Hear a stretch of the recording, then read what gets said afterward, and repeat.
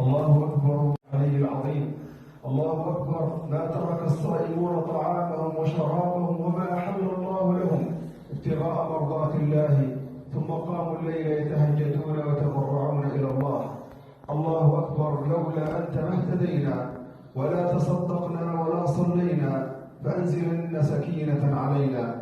ثم أما بعد، إخوة الإيمان والإسلام، فكل عام وأنتم بخير، وتقبل الله طاعتكم وغفر ذنبكم وجعل إلى الفرح والسرور والسعادة، فذلك هو مقصد العيد. مقصد العيد الذي شرعه الله سبحانه وتعالى هو السعادة، أن تسعد ثم تدخل السعادة والسرور على من حولك. والشريعة كلها ثانية إخوة الإيمان والإسلام: لا تنقضوا غزلكم ولا تهدموا بناءكم. لا تنقضوا غزلكم ولا تهدموا بناءكم، واستمروا على ما كنتم عليه من الطاعة، فإنما من علامات قبول الطاعة هي الاستمرار. ولذلك قلنا في الجمعة الماضية أننا يجب أن نتلذذ بالطاعة، لا تكون تكاليف مجرد تكاليف، وإنما نستشعر عظمة ولذة هذه الطاعة حتى تستمر. ولن تستمر إلا بالإخلاص، تخلص في القول والعمل وكل الأفعال، ولا تقصر. يقول صلى الله عليه وسلم: ما أمرتكم منه بأمر فأتوا منه ما استطعتم، وما نهيتكم فانتهوا.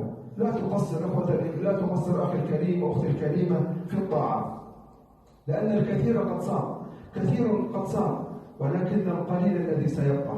فكن من القليل، كن من هذا القليل الذي رضي الله عنهم ورضوا عنه واستمروا في هذه العبادة.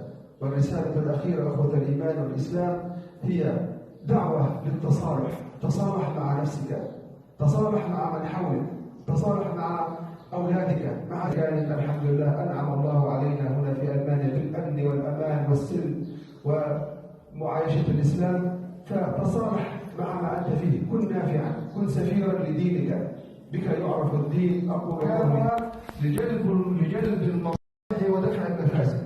كل ما شرعه الله من صوم وعبادة وتحريم وتحليل وما إلى ذلك فإنما هو لجلب المصالح ودرء المفاسد.